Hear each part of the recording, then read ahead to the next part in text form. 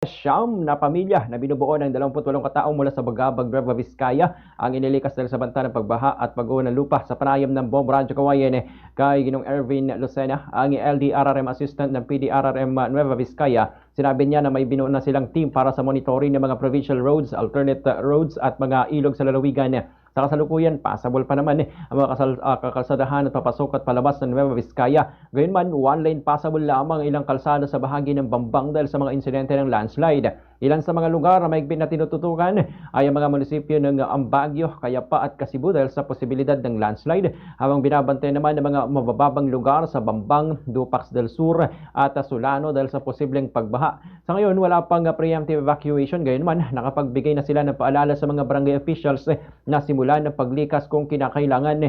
Tiniyak naman ng PDRRM Nueva Vizcaya na handa ang mga evacuation centers kung saan may nakahanda na preposition goods mula sa DSWD.